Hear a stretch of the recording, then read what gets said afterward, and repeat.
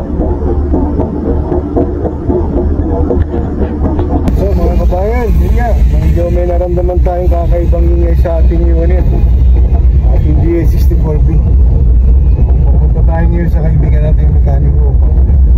Pa-check natin, check up, pa-diagnose kung ano ba yung ingay na narinig natin kakaibang ngayon.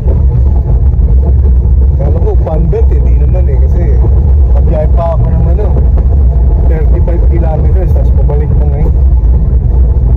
Maaaring may kumalas na tornilyo siguro po mga ka-DA.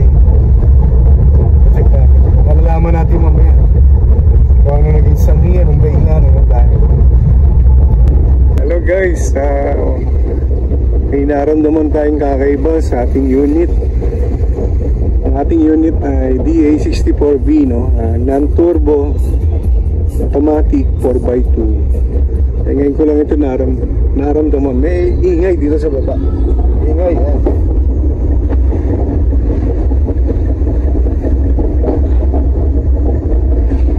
So, papunta ako sa ating kaibigan mekaniko. Pa-check, pa-diagnose kung ano itong nangyari sa ilalim ng maingay.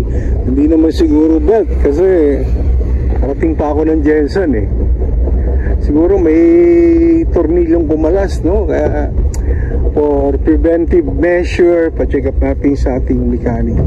May ingay,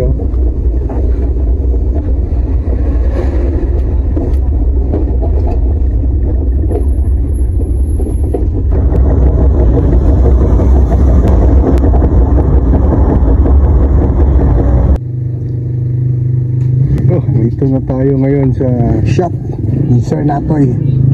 Pa-check natin yung maingay dito, maingay ingay dyan. Malalaman natin mamaya. A few moments later, a few minutes later.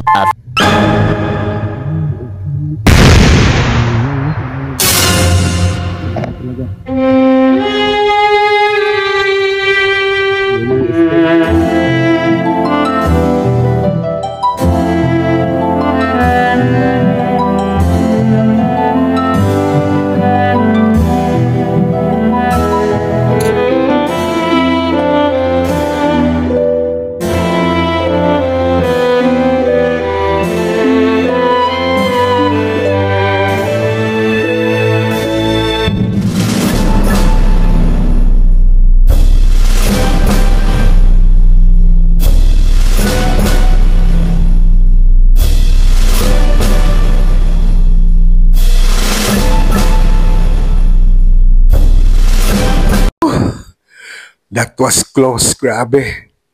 Salamat sa Diyos at hindi pinahintulot ng Panginoon na masabugan tayo ng gulong kanina, mga ka-DA. Aking may advice, mga kapwa ko driver, na magdasal muna palagi bago magbiyahe.